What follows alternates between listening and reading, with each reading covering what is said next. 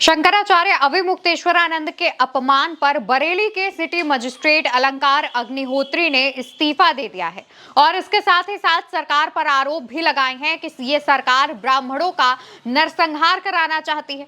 अपने इस्तीफे वाले लेटर में वो लिखते हैं कि ये देशी पार्टी नहीं बल्कि विदेशी पार्टी हो चुकी है। भारतीय जनता पार्टी पर लगाए गए तमाम आरोपों के साथ दिया गया ये इस्तीफा चर्चा का विषय है और इसके साथ ही साथ जो तस्वीर शेयर की जा रही है, जो तस्वीर अलंकार अग्निहोत्री के सामने आई है, वो भी खूब ज्यादा वायरल हो रही है।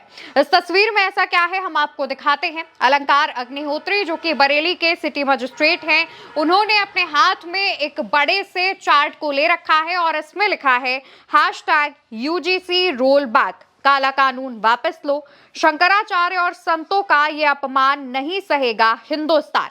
इसके बाद नीचे #बॉयकॉट बीजेपी का भी इस्तेमाल किया गया है। अलंकार अग्निहोत्री यूजीसी और शंकराचार्य के अपमान की बातें लिख करके एक 5 पन्नों का इस्तीफा लिखते हैं और सरकार को, प्रशासन को सौंप कर अपना इस्तीफे की पेशकश कर देते हैं।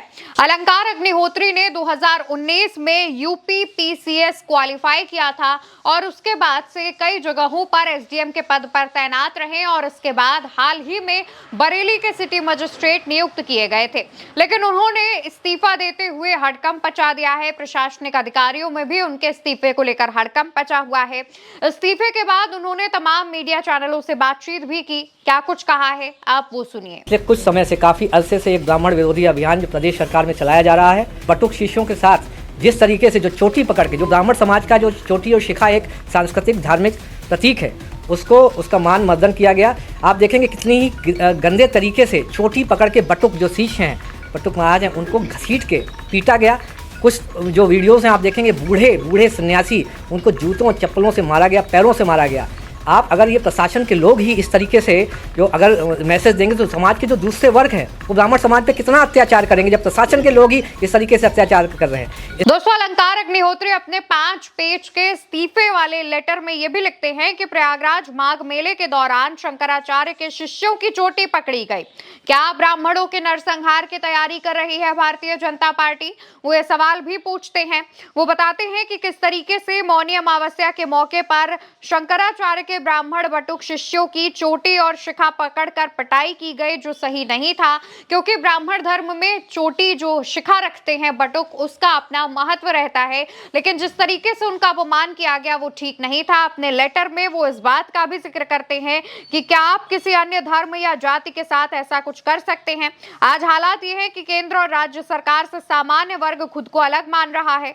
वो ये भी कहते हैं अपने लेटर में कि आज अगर चुनाव हो जाए तो केंद्र और राज्य में ये सरकार नहीं बचेगी और इसके अलावा वो ब्राह्मण यानी सामान्य वर्ग से आने वाले विधायकों और सांसदों को भी सवालों के घेरे में खड़ा करते हैं और सवाल करते हैं कि क्या आप सिर्फ सरकार की तरफ से नियुक्त किए गए किसी कॉर्पोरेट एम्प्लॉय की तरीके काम कर रहे हैं, क्योंकि जनता ने आपको नियुक्त करके ये जिम्मेदारी सौंपी है, लेकिन उसके बावजूद आप जनता के मुद्दे नहीं उठा रहे हैं। आप इन पूरे मसले पर चुप बैठे हुए हैं, जो कि सामान्य वर्ग को खल रहा है, जो कि ब्राह्मणों को खल रहा है। वो ये बात करते हैं। इसके अलावा दैनिक भास्कर के एक सवाल के जवाब में वो ये कहते हैं कि आज ना जनतंत्र बचा है ना गणतंत्र, ये केवल भ्रम तंत्र है।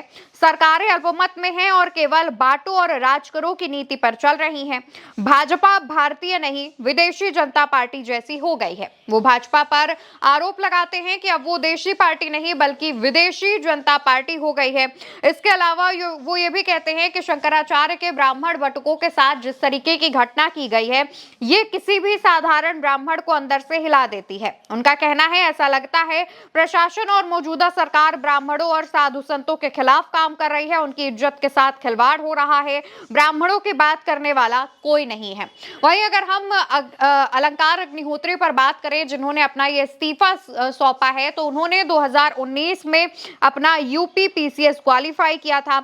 अभी उन्हें नौकरी करते हुए हुए महज 6 सालों का ही समय हुआ था। ऐसे में उन्होंने अचानक इस्तीफे की पेशकश कर दी, जिससे हड़कंप मचा हुआ है। कहा यह जा रहा है कि अब डिपेंड करता है, अगर सरकार उनका इस्तीफा स्वीकार कर लेगी तो उन्हें आज से ही उनकी नौकरी का आखिरी दिन एक तरीके से माना जाएगा। हालांकि सरकार के पास ये भी पावर है कि वो इस इस्तीफे को अस्वीकार कर दे। बता दें चले कि अलंकार अग्निहोत्री कानपुर के रहने वाले हैं, उत्तर प्रदेश से उनका ताल्लुक है और बरेली में मौजूदा समय में सिटी मजिस्ट्रेट थे।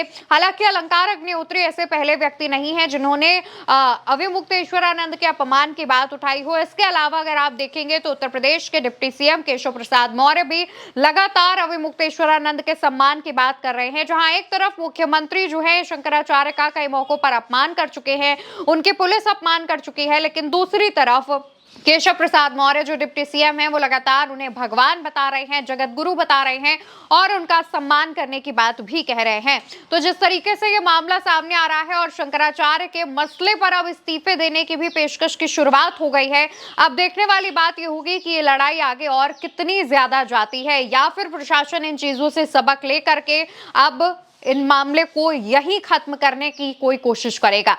फिलहाल इस पूरे मामले को लेकर आपकी क्या राय है, कमेंट सेक्शन में बताइएगा और भारत एक सोच को याद से सब्सक्राइब कीजिएगा। नमस्कार।